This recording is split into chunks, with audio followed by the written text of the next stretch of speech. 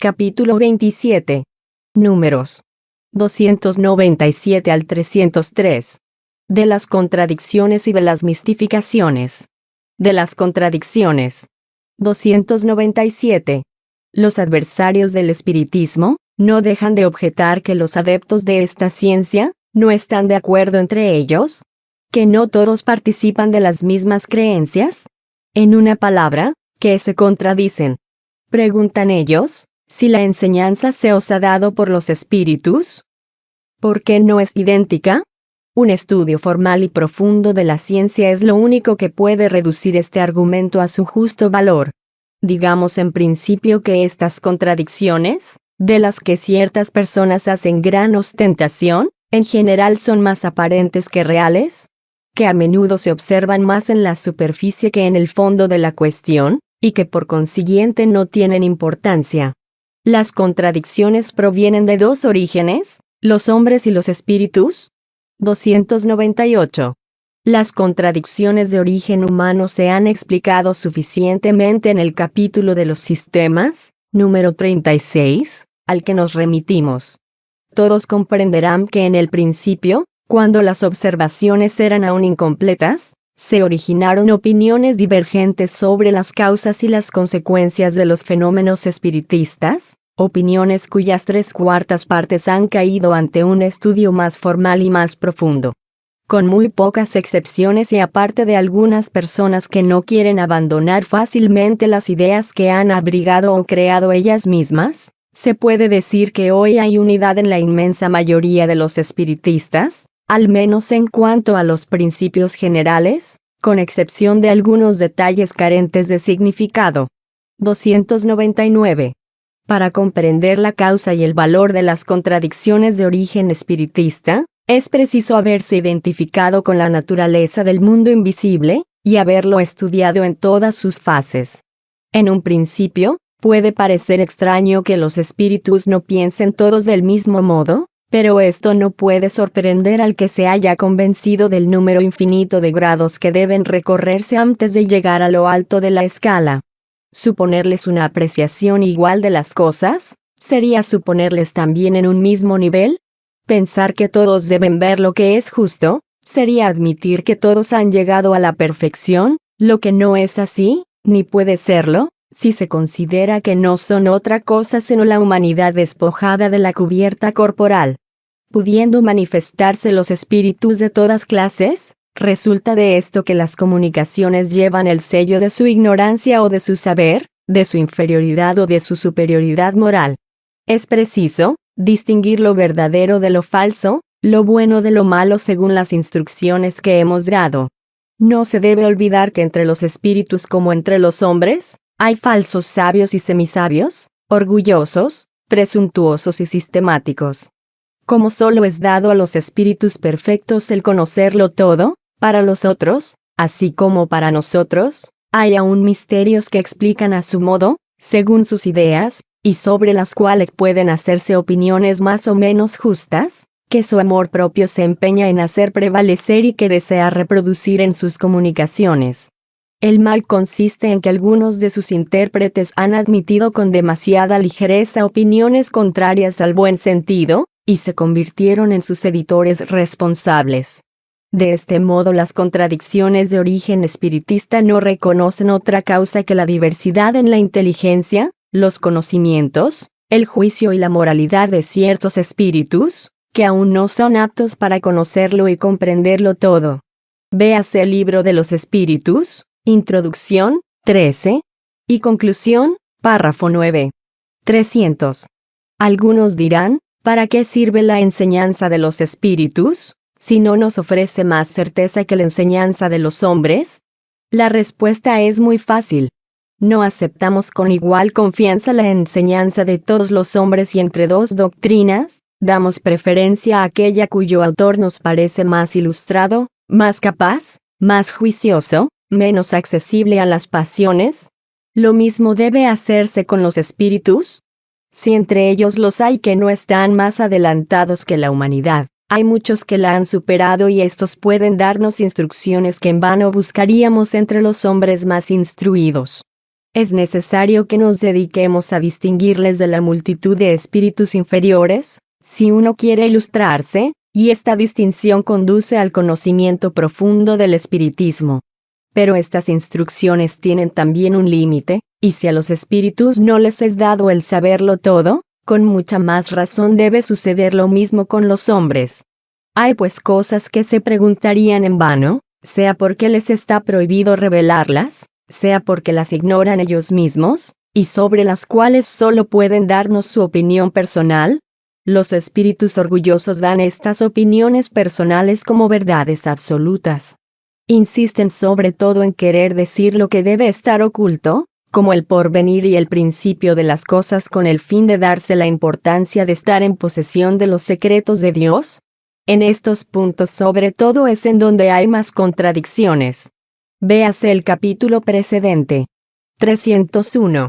He aquí las respuestas dadas por los espíritus a las preguntas siguientes relativas a las contradicciones. 1. Comunicándose el mismo espíritu en dos centros diferentes, ¿puede sobre un mismo asunto transmitir respuestas contradictorias? Si los dos centros difieren entre sí de opiniones y de pensamiento, la respuesta podría ser disfrazada, porque están bajo la influencia de diferentes columnas de espíritus. La respuesta no es la que es contradictoria, sino el modo como se da. 2. Se concibe que una respuesta puede ser alterada, pero cuando las cualidades del médium excluyen toda idea de mala influencia, ¿en qué consiste que los espíritus superiores tengan un lenguaje diferente y contradictorio sobre un mismo asunto con personas absolutamente serias? Los espíritus realmente superiores no se contradicen nunca, y su lenguaje es el mismo siempre, con las mismas personas. Puede ser diferente según las personas y los lugares, pero es necesario estar atento, ya que muchas veces la contradicción solo es aparente. Está más en las palabras que en los pensamientos, porque reflexionando se ve que la idea fundamental es la misma. Además, el mismo espíritu puede responder diferentemente sobre la misma cuestión, según el grado de perfección de quienes lo evocan, porque no siempre conviene que todos reciban la misma respuesta, dado que no se encuentran adelantados por igual. Es exactamente como si un sabio y un niño te hicieran la misma pregunta. Ciertamente responderías a cada uno de ellos de manera que pudieran comprenderte y quedasen satisfechos. La contestación, aunque fuese diferente, tendría sin embargo el mismo fondo. 3. ¿Con qué objeto los espíritus serios parecen aceptar ante ciertas personas, ideas y aun prejuicios que combaten respecto a otras? Es necesario que nos entendamos. Si alguien tiene una convicción muy arraigada sobre una doctrina falsa, debemos apartarlo de esta convicción, pero en forma gradual. Por eso utilizamos a menudo sus propios términos y aparentamos concordar con sus ideas, a fin de que no se ofusque de repente y deje de instruirse con nosotros. Por lo demás, no es bueno contradecir bruscamente los prejuicios. Este sería el medio de no ser escuchado. Por esto los espíritus hablan muchas veces según la opinión de aquellos que les escuchan con el fin de conducirles poco a poco a la verdad. Adaptan su lenguaje a las personas como tú mismo lo haces si eres un orador relativamente hábil. Por ese motivo no le hablarán a un chino o a un maometano como lo harían con un francés o un cristiano, porque estarían seguros de ser rechazados. No puede tomarse como contradicción lo que muchas veces solo es una parte de la elaboración de la verdad. Todos los espíritus tienen su tarea señalada por Dios. La cumplen con las condiciones que juzgan convenientes para el bien de aquellos que reciben sus comunicaciones. 4. Las contradicciones, aun aparentes, pueden poner dudas en el espíritu de ciertas personas. ¿Qué comprobación puede haber para conocer la verdad? Para discernir el error de la verdad, es necesario profundizar estas respuestas y meditar mucho tiempo con seriedad. Debe hacerse todo un estudio. Para esto, como para estudiar las demás cosas, es necesario el tiempo. Estudiad, comparad, profundizad. Os lo decimos sin cesar, el conocimiento de la verdad se adquiere a este precio. ¿Cómo queréis llegar a la verdad cuando lo interpretáis todo según vuestras ideas limitadas que vosotros tomáis por grandes? Pero no está lejos el día en que la enseñanza de los espíritus será uniforme por todas partes, así en los detalles como en las cosas principales. Su misión es la de destruir el error, pero esto no puede venir sino sucesivamente. 5. Hay personas que no tienen ni el tiempo ni las aptitudes necesarias para un estudio formal y profundo, y que aceptan sin analizar lo que se les enseña.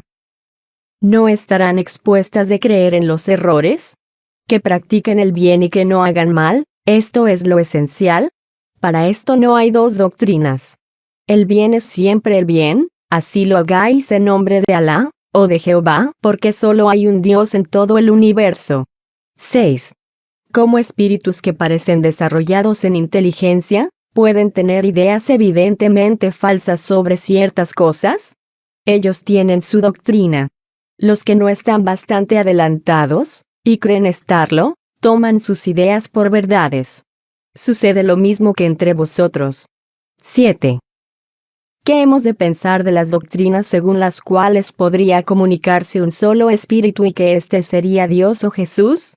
El espíritu que enseña esto quiere dominar, por esto quiere hacer creer que es el único, pero desgraciado del que se atreva a tomar el nombre de Dios en vano, pues expiará duramente su orgullo. En cuanto a estas doctrinas, se refutan por sí mismas, porque están en contradicción con los hechos más verídicos. No merecen examen formal porque no tienen raíces. La razón nos dice que el bien procede de un buen origen y el mal de un origen malo. ¿Por qué quisierais que un buen árbol diese mal fruto? ¿Habéis acaso cosechado un racimo de uvas en un manzano? La diversidad de comunicaciones es la prueba más patente de la diversidad de su origen. Por lo demás, los espíritus que pretenden ser los únicos en comunicarse se olvidan de decir por qué los otros no pueden hacerlo.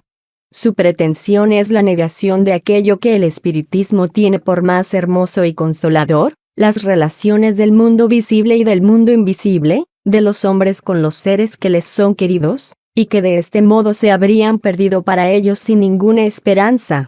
Estas son las relaciones que identifican al hombre con su porvenir, que los separan del mundo material. Suprimir estas relaciones es sumergirle en la duda que es lo que hace su tormento.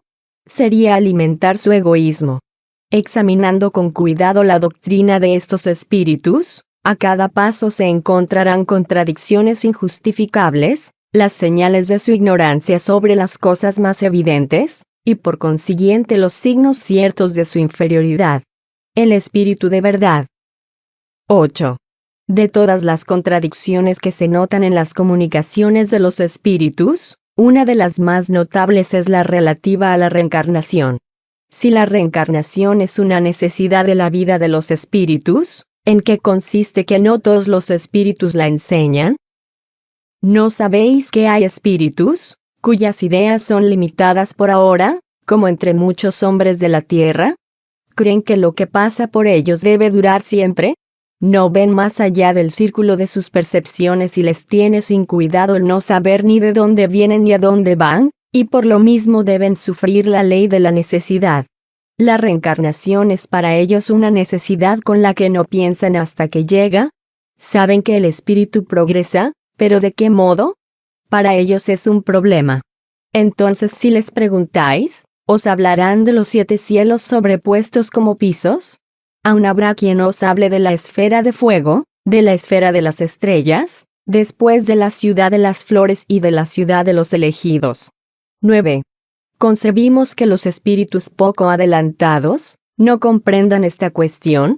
¿Pero en qué consiste que espíritus de una inferioridad moral e intelectual notoria hablen espontáneamente de sus diferentes existencias, y de su deseo de reencarnarse para rescatar su pasado? En el mundo de los espíritus pasan cosas que es muy difícil que podáis comprender. ¿No tenéis entre vosotros personas muy ignorantes sobre ciertas cosas, y que están ilustradas sobre otras? Personas que tienen más criterio que instrucción, y otras que tienen más genio que criterio. ¿No sabéis también que ciertos espíritus se complacen en mantener a los hombres en la ignorancia, haciendo como que les instruyen, y que se aprovechan de la facilidad con que dan crédito a sus palabras? Podrán seducir a aquellos que no buscan el fondo de las cosas, pero cuando se les conduce a perder la paciencia por el razonamiento, no sostienen su papel por mucho tiempo. Además hay que tomar en cuenta la prudencia que en general los espíritus ponen en la promulgación de la verdad. La luz demasiado viva y repentina deslumbra y no da caridad. Pueden pues en ciertos casos juzgar útil el esparcirla gradualmente según los tiempos, los lugares y las personas. Moisés no enseñó todo lo que enseñó Cristo, y el mismo Cristo dijo muchas cosas, cuya comprensión estaba reservada a las generaciones futuras. Habláis de la reencarnación y os admiráis de que este principio no se haya enseñado en ciertos países. No obstante, tened presente que en un país donde el prejuicio racial tiene su reinado absoluto, en donde la esclavitud está arraigada en las costumbres, se hubiera rechazado el espiritismo solo porque proclamaba la reencarnación, porque la idea de que el que es amo o señor puede ser esclavo, y recíprocamente, hubiera parecido monstruosa. ¿No valía más hacer aceptar el principio general, para después sacar las consecuencias? Oh hombres, qué corta es vuestra vista para juzgar los designios de Dios. Sabed pues que no se hace nada sin su permiso y sin un fin que vosotros muchas veces no podéis penetrar. Ya os he dicho que la unidad se hará en la creencia del espiritismo, y tened por cierto que las disidencias, ya menos profundas, se disiparán poco a poco a medida que los hombres se ilustren y que al fin desaparecerán completamente, porque tal es la voluntad de Dios, contra lo cual no puede prevalecer el error. El espíritu de verdad. 10. Las doctrinas erróneas que pueden enseñarse por ciertos espíritus, tienen por objeto el retardar el progreso de la ciencia verdadera. ¿Vosotros quisierais tenerlo todo sin trabajo? Sabed que no hay campo en el que no crezcan malas hierbas que el labrador debe extirpar. Estas doctrinas erróneas son una consecuencia de la inferioridad de vuestro mundo. Si los hombres fuesen perfectos solo aceptarían la verdad. Los errores son como las piedras falsas que solo un ojo ejercitado puede distinguir. ¿Os falta pues un aprendizaje para distinguir lo verdadero de lo falso? Pues bien, las falsas doctrinas son útiles para que os ejercitéis en la práctica de distinguir la verdad del error. Los que adoptan el error, retrasan su adelantamiento. Si adoptan el error es porque no están bastante adelantados para comprender la verdad. 302. Esperando que se haga la unidad, todos creen que la verdad está de su parte y sostienen estar ellos solos en lo verdadero. Ilusión que no deja de entretener a los espíritus mentirosos. ¿En qué puede basarse el hombre imparcial y desinteresado para emitir un juicio? La más pura luz no la oscurece ninguna nubecilla. ¿El diamante sin mancha es el que tiene más valor? Juzgad pues a los espíritus por la pureza de su enseñanza. La unidad se hará del lado en que el bien no habrá estado nunca mezclado con el mal. A este lado se reunirán los hombres por la fuerza de los hechos, porque juzgarán lo que es, y reconocerán dónde está la verdad. Observad, por lo demás, que los principios fundamentales por todas partes son los mismos y deben reuniros en un pensamiento común, el amor a Dios y la práctica del bien. Cualquiera que sea el modo de progresar que se suponga para las almas, el objeto final es el mismo y el medio de conseguirlo es también el mismo, hacer el bien. No hay dos modos de hacerlo. Si nacen disidencias capitales en cuanto al principio de la doctrina, tenéis una regla cierta para apreciarlas. Esta regla es la siguiente. La mejor doctrina es aquella que más satisface al corazón y a la razón, y que más elementos tiene para conducir a los hombres al bien. Yo os aseguro que es la que prevalecerá. El espíritu de verdad. Observación. Las contradicciones que se presentan en las comunicaciones espiritistas pueden depender de las siguientes causas: de la ignorancia de ciertos espíritus, de la superchería de espíritus inferiores, que por malicia o maldad dicen lo contrario de aquello que ha dicho en otra parte el espíritu cuyo nombre usurpan, de la voluntad del mismo espíritu que habla según los tiempos, los lugares y las personas, ¿Y puede juzgar útil no decirlo todo a todo el mundo? ¿De la insuficiencia del lenguaje humano para expresar las cosas del mundo incorporal? ¿De la insuficiencia de los medios de comunicación que no siempre permiten al espíritu manifestar todo su pensamiento? En fin, de la interpretación que cada uno puede dar a una palabra o a una explicación según sus ideas, sus prejuicios o el punto de vista desde el cual considere el asunto. El estudio, la observación, la experiencia y la abnegación de todo sentimiento de amor propio, pueden enseñar a distinguir estas diferencias. De las mistificaciones. 303. Si es desagradable el ser engañado, lo es más aún el ser mistificado. Por otra parte, es uno de los inconvenientes más fáciles de salvar. Los medios de descubrir las astucias de los espíritus mentirosos se han manifestado en todas las instrucciones precedentes. Por esto hablaremos poco sobre el particular. Aquí están las respuestas de los espíritus sobre este asunto. 1. Las mistificaciones son uno de los escollos más desagradables del espiritismo práctico. ¿Hay un medio de preservarse de ellas? Me parece que podéis encontrar la respuesta en todo aquello que se os ha enseñado. Sí. ¿Cierto? ¿Hay para esto un medio sencillo? Es no pedir al espiritismo más que aquello que puede y debe daros. Su objeto es el mejoramiento moral de la humanidad. Si no os separáis de esto nunca seréis engañados, porque no hay dos modos de comprender la verdadera moral, la que puede admitir todo hombre de buen sentido.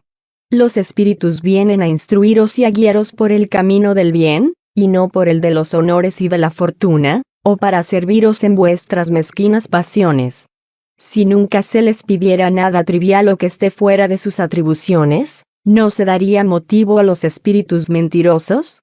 ¿De dónde debéis sacar en consecuencia que el que es mistificado es porque lo merece? La misión de los espíritus no es para enseñaros las cosas de este mundo, sino para guiaros con seguridad en lo que pueda seros útil para el otro.